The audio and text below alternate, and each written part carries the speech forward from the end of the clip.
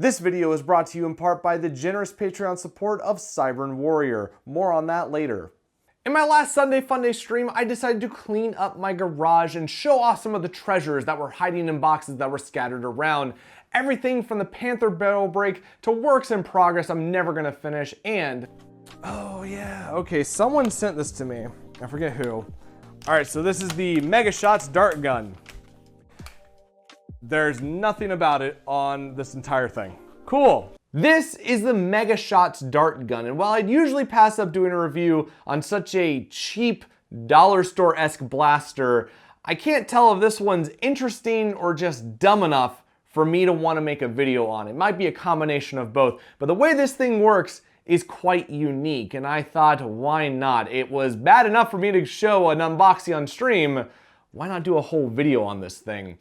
And like I said, the way this thing works is unique, but let's start off in proper review form, going over the outside. As you can see, this thing is quite small. It's very tiny, and it doesn't fit in my hand too well, with the pinky being free to just flap against my palm, but it is rather comfortable. I don't know what it is, but it's rather comfortable. It has that Busby 2010 grip aesthetic that were always so small to hold. And while it is comfortable to hold, to get my finger into the trigger is a little awkward. Now I can't put my finger out. Hold on. Okay, so it's fine to get in, but getting my finger out of there is a chore. And one thing I found funny when I was showing this off on stream is that it does have front weight to it, but if I stick my finger in, there's enough friction for me to keep it from falling over. Very compact, and even smaller is the little priming grip area. I can't even fit my pinky into this, so I have to kind of like daintily pull it back, which leads us into the first problem with this blaster, and that is its very, very awful priming noise. This is definitely... oh no. Really not a great sound, but what's even worse is the sound it makes when it fires. With most blasters, the dry firing sound is either mostly or all negated when you put a dart into the barrel. Not with this blaster. This blaster has the unique function of sounding just as bad dry firing as when it does when you shoot a normal dart out of it. Ugh. Hate that noise, it's awful.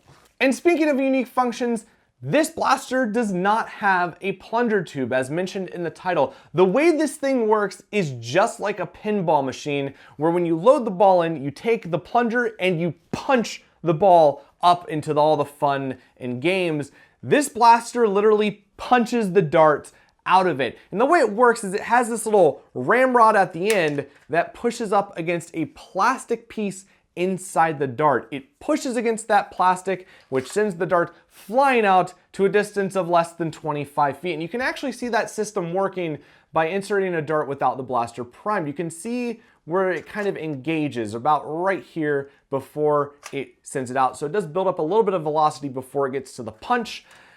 And it's not the best way to make a blaster, but it sure does cut down on costs and what all you have to fit inside of a shell, which also reduces costs. So seeing how there's not much going on in this, I want to know what velocity it's shooting at and if it's possible to actually mod this thing.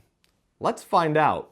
The chronograph readings for this blaster were quite surprising and super duper consistent. This blaster has probably the most consistent FPS ratings out of any blaster I've ever seen chronograph or I've ever chronographed myself at a constant error.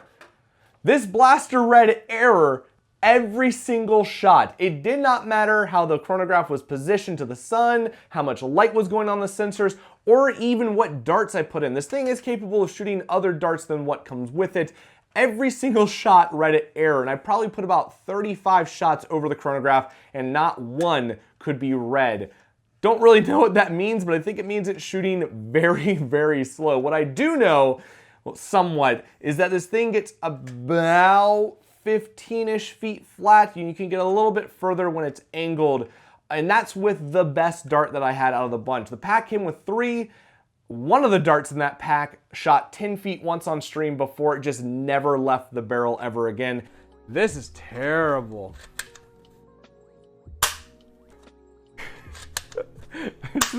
This is the best blaster ever.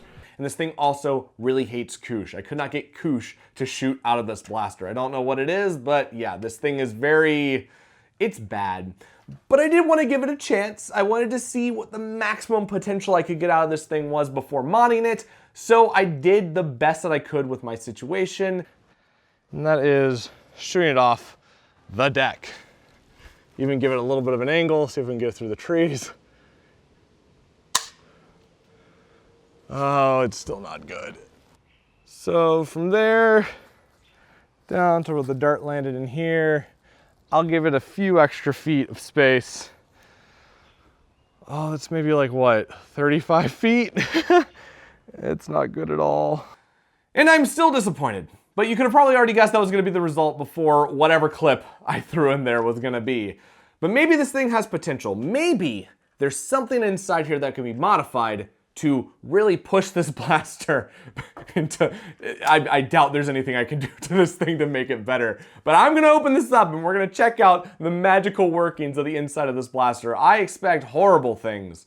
So before I open it up and we fiddle around with it, I'd like to thank my Patreon supporters. People like Ryan Cho, Biggs NZ, CJ Aussie Nerfer, Scott Tomlin, Foam Blast, and a big thank you to Cybern Warrior 22 for their contributions over the Patreon platform, along with all my other patrons. They rock too. If you would like to support this channel outside of watching a few YouTube ads, go down to the description, click on that Patreon link, and just check it out. If you don't feel like supporting it over Patreon, that's cool too. You are doing a fine job just by watching this video, which I also highly appreciate.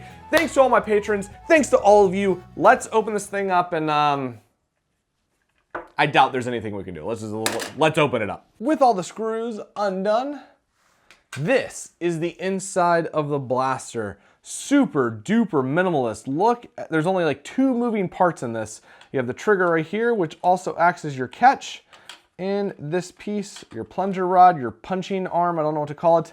And its catch right here at the front. So it gets a decent amount of compression on this thing. Really simplistic.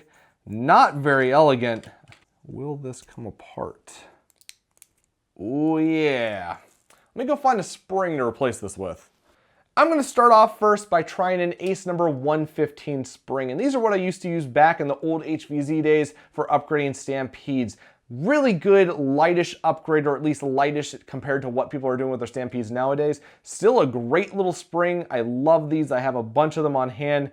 Don't know if the compression is gonna fit in there because it is a little bit beefier. We're gonna cut it down to size, see if it works. And if it does work, I'm gonna try a Nerf Turf 10K Retaliator spring. This, I doubt, will fit in here compression-wise, but we're gonna try it out second.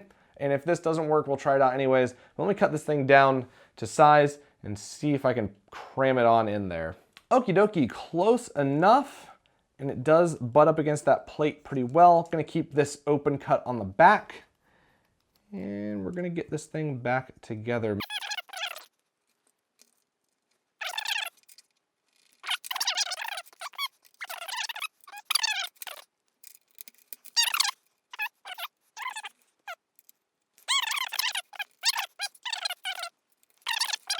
Thing is exploding in my hand. All right, there we go.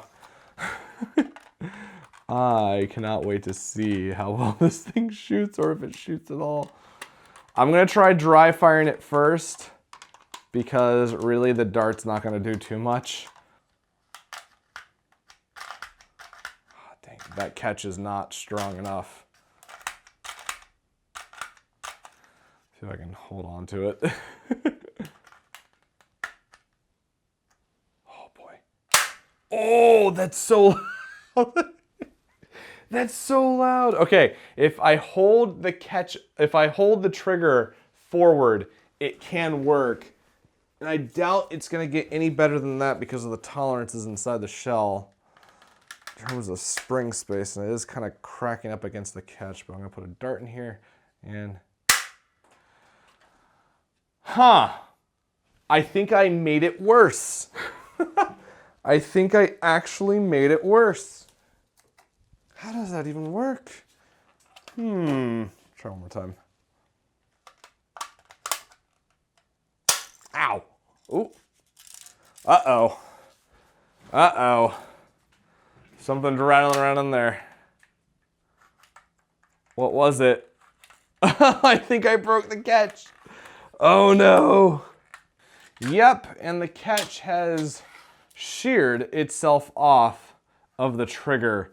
So, you could possibly do some upgrades to this if you make them very light. Hopefully this spring can fit into a Stampede if I ever do another stockish one. But, yeah, that is the, what was it, the Mega Shots dart gun. One of possibly the worst blaster I've ever seen in my entire life. And I've seen some doozy of bad blasters. The double dealer jamming itself where not even my body weight can unjam it. The Doominator with its triple and double dart feeding garbage. This one is just overall objectively bad, and I'm glad it's broken so no one else has to go through the misery of playing with it. If you can think of a blaster that's possibly worse than this, I would love to see what you say in the comments, because I doubt you can outdo this one. This was bad. I enjoy doing reviews of bad blasters. This one, the Notice Your Change one that I did a while ago, really enjoyable. But yeah, thank you for watching. Hope you enjoyed this video. And as always, have a great day, wherever you are.